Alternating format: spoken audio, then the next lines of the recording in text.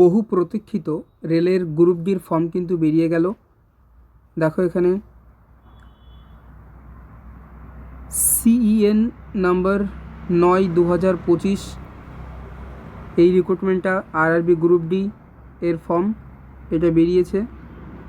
আমরা আস্তে আস্তে ধীরে ধীরে দেখে নিই এর গুরুত্বপূর্ণ বিষয়গুলো। আর চ্যানেলটা অবশ্যই সাবস্ক্রাইব করো, লাইক শেয়ার এবং কমেন্ট করো, আর বেল আইকন অবশ্যই প্রেস করো। ফর্ম ফিল আপ শুরু হচ্ছে 31/1/2026। এই 31 তারিখ থেকে মানে জানুয়ারির, অর্থাৎ আজ থেকে শুরু, আর 2/3/2026 পর্যন্ত এর লাস্ট ফর্ম ফিল আপ করা যাবে। আর এখানে অ্যাপ্লিকেশন ফি পেমেন্ট করার লাস্ট ডেট হচ্ছে 4/3/2026।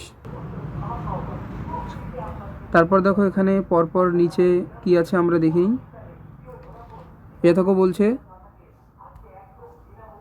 যে 18,000 ইনিশিয়াল পে, যেহেতু গ্রুপ ডির তাই ইনিশিয়াল পে হচ্ছে 18,000 টাকা, যথেষ্ট। আর এটা কিন্তু ইনিশিয়াল পে হচ্ছে, এটা বেসিক। তো এরপরে এটা ওটা ডিএ জুড়ে দিয়ে কিন্তু অনেক টাকায় হয়, একটা হ্যান্ডসাম স্যালারি চলে আসে। আর এখানে 18 থেকে 33 বছর পর্যন্ত এখানে অ্যাপ্লিকেশন করা যাবে, তবে সেটা 1/1/2026 অনুযায়ী। আর এখানে টোটাল ভ্যাকান্সি দিয়েছে 21,997টা, খুবই কম। 2019 সালের যে রিক্রুটমেন্টটা সেখানে যথেষ্ট বেশি ছিল। তারপর 2024 সালে মোটামুটি একটা ভ্যাকান্সি দিয়ে কম, যেহেতু তার থেকে এবছর আরও কম ভ্যাকান্সি দিয়ে দিয়েছে। জানি না দিন দিন কোন দিকে যাচ্ছে, তবে পড়াশুনো করলে অবশ্যই একটা ভালো চাকরি পাওয়া যাবে। আর গ্রুপ ডি এর মানে এটা নয় যে একদমই খারাপ চাকরি, সরকারি চাকরি মানেই সবই ভালো। তারপরে দেখো এখানে বলছে A2 মেডিকেল হচ্ছে কোনো গ্লাস চলবে না, উইদাউট গ্লাস, 6/9 6/9 দুই চোখেই। আর এখানে নিয়ার ভিশন, এটা হচ্ছে ডিস্টেন্স ভিশন, আর নিয়ার ভিশন হচ্ছে 0.6 উইদাউট গ্লাস, কোনো রকমের গ্লাস চলবে না। A3 মেডিকেল যাদের যে চাকরির এটাই লাগবে, যে পোস্টের জন্য A3 মেডিকেল দেওয়া আছে, সেখানে 6/9 উইথ আর উইদাউট গ্লাস। যদি গ্লাস থাকে তো এর পাওয়ার কিন্তু 2 ডায়োপ্টারের বেশি হলে হবে না, 2 ডায়োপ্টারের বেশি। আর নিয়ার ভিশন এটা 0.6 উইথ আর উইদাউট গ্লাস। আর তারপর আছে B1 মেডিকেলের ক্ষেত্রে 6/9 6/12 উইথ আর উইদাউট গ্লাসেস, হায়েস্ট কিন্তু 4 ডায়োপ্টার, তার বেশি হলে আর হবে না। এটা হচ্ছে ডিস্টেন্স ভিশন। আর নিয়ার ভিশন হচ্ছে 0.6 C1 মেডিকেলের ক্ষেত্রে ডিস্টেন্স ভিশন হচ্ছে 6/12 বা 6/18 উইথ আর উইদাউট গ্লাসেস, এটা তো সবারই মোটামুটি হওয়ার কথা। আর নিয়ার ভিশন হচ্ছে 0.6 উইথ আর উইদাউট গ্লাসেস। এখানে দেখো A2 মেডিকেল সব থেকে কঠিন হয়, আর সব থেকে কঠিন A1 মেডিকেল, কিন্তু এখানে গ্রুপ ডির অনুযায়ী A2 মেডিকেলটা যথেষ্ট টাফ, কারণ এখানে কোনো রকমের গ্লাস ইউজ করলে হবে না। আর তারপরে দেখো 18 থেকে এই যে 33 বছর পর্যন্ত বললাম, 18 থেকে 33 বছর। আর এটা হচ্ছে 1/1/2026 অনুযায়ী হবে। আর নট বর্ন আর্লার দেন, মানে এর আগে বয়স হলে হবে না। জেনারেলের ক্ষেত্রে 2/1/1993 এর আগে বয়স হলে হবে না। ওবিসি নন ক্রিমিলেয়ার এর ক্ষেত্রে 2/1/1990 এর আগে বয়স হলে হবে না, মানে আগে জন্মগ্রহণ করে থাকলে হবে না। SC/STদের ক্ষেত্রে 2/1/1988 এর আগে জন্মগ্রহণ করে থাকলে হবে না। আর লোয়ার লিমিট যেটা আছে 1/1/2026 অনুযায়ী, এই 1/1/2008 যারা পরে জন্মগ্রহণ করেছে তাদের কিন্তু এই অ্যাপ্লিকেশনটা করতে দেওয়া হবে না। আর যেমন প্রথাগতভাবে যেমনটা ছাড় থাকে, যে ওবিসিদের ক্ষেত্রে 3 বছরের ছাড়, SCদের ক্ষেত্রে 5 বছরের ছাড়, এবং পরপর এক্স সার্ভিসম্যানদের ক্ষেত্রে সমান অনুযায়ী ছাড় আছে।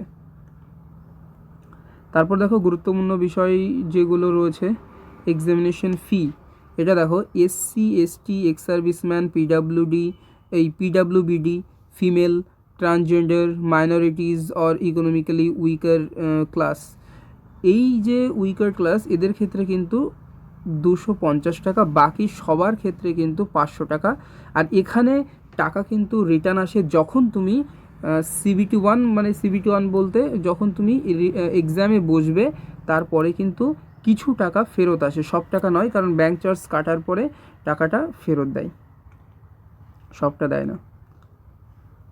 আমার এই চ্যানেলটা অবশ্যই সাবস্ক্রাইব করো, তাহলে আরও নতুন কিছু আমি কন্টেন্ট দেওয়ার চেষ্টা করব।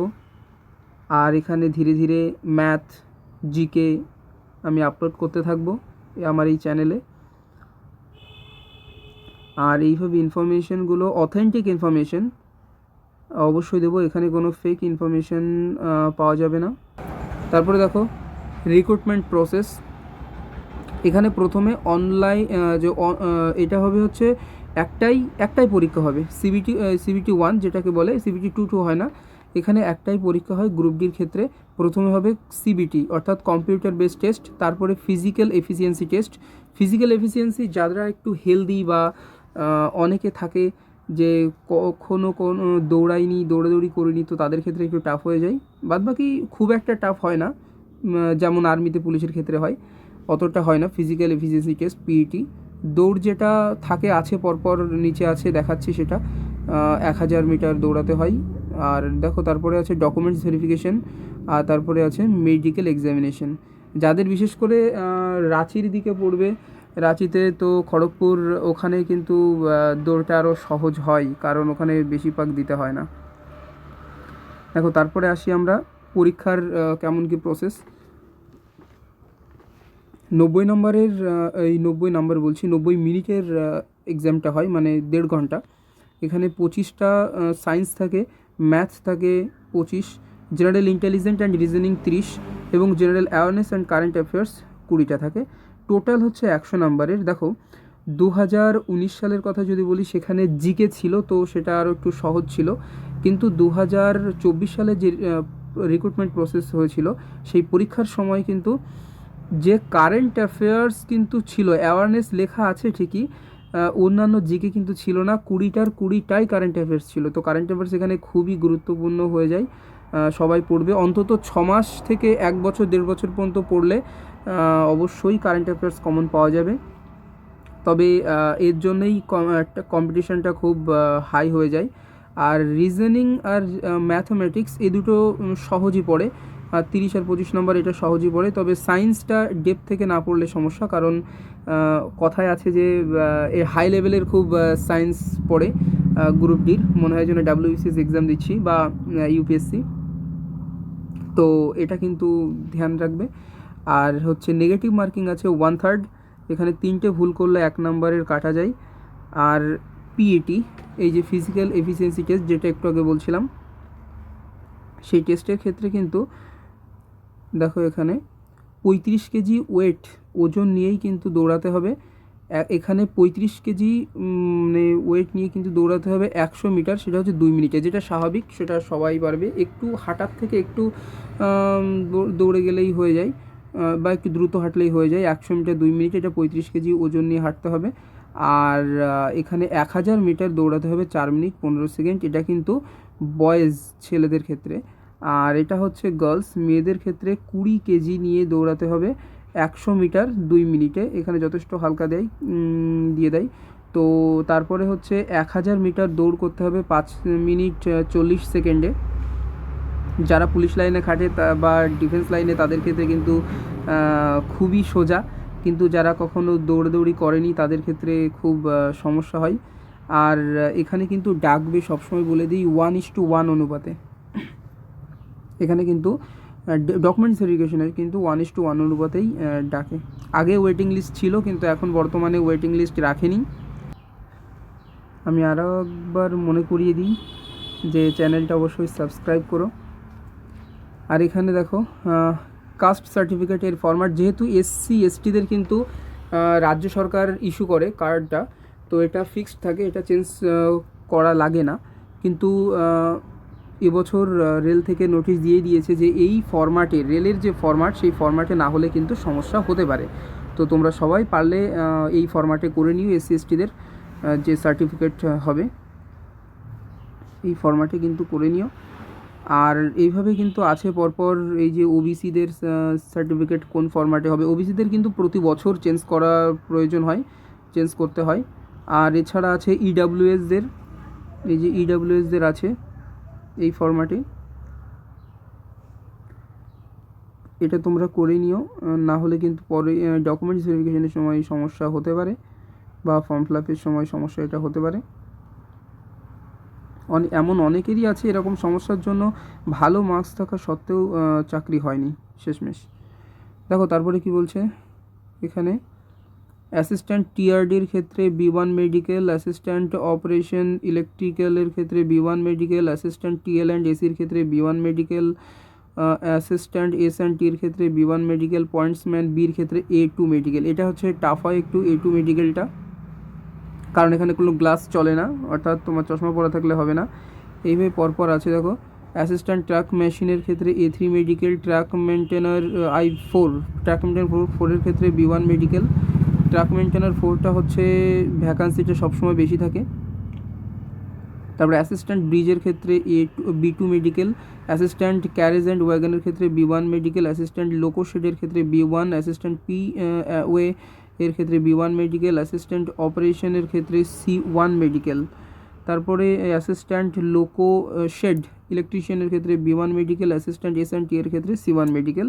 এটা কিন্তু মুম্বাই ওয়েস্টার্ন রেলওয়ে ভ্যাকান্সিগুলো পরপর দেখে নাও। আমি হালকা করে একটু পজ করে দিচ্ছি, ভ্যাকান্সিগুলো দেখে নাও। দেখো অ্যাসিস্ট্যান্ট ব্রিজ এর ক্ষেত্রে ইউআরদের 17টা, এসসিদের 6টা, এসটিদের 2টো, ওবিসিদের 13, ইডাব্লিউএস 5, টোটাল হচ্ছে 43টা। এইভাবে রয়েছে অ্যাসিস্ট্যান্ট ক্যারেজের রয়েছে টোটাল 152টা, অ্যাসিস্ট্যান্ট লোকো শেডের রয়েছে 12টা। এইভাবে কিন্তু সব থেকে ট্রাক মেনটেনার 4 সব অধিকাংশ জোনের ক্ষেত্রে কিন্তু ট্রাক মেনটেনার 4-এ বেশি থাকে। সরি, এটা হচ্ছে 1599টা। এরকম পরপর দেখো,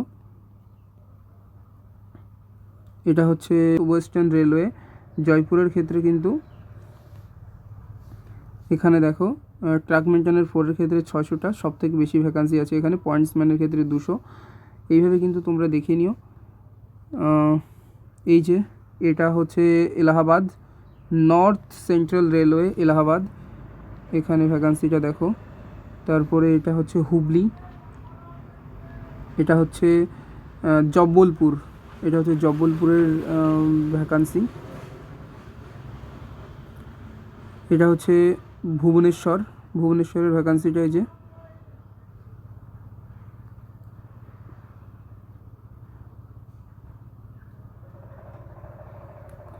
তারপরে দেখো এটা বিলাসপুরের ভ্যাকান্সি আছে। এটা হচ্ছে নিউ দিল্লি, এটা আছে চেন্নাই সাউদার্ন রেলওয়ে। এটা হচ্ছে গোরক্ষপুর। ওয়েস্ট বেঙ্গল থেকে খুব কম ছেলেবেলাই বাইরে ফর্ম ফিল আপ করে, বাইরে বলতে দূরে দূরে, কিন্তু করে না বলছি না, করে। আর যেমন গুয়াহাটি অনেকেই করে, আগেরবার তো ভরে ভরে করেছিল গুয়াহাটিতে ফর্ম ফিল আপ।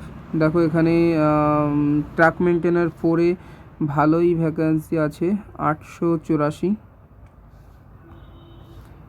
তারপরে দেখো কলকাতা, এই হচ্ছে কলকাতা আমাদের। এখানে মেট্রো, কলকাতা মেট্রো আছে, ইস্টার্ন রেলওয়ে আছে, অ্যাসিস্ট্যান্ট এস&টি, এখানে UR 40, SC 15, ST 9, OBC 29, EWS 10, total 103।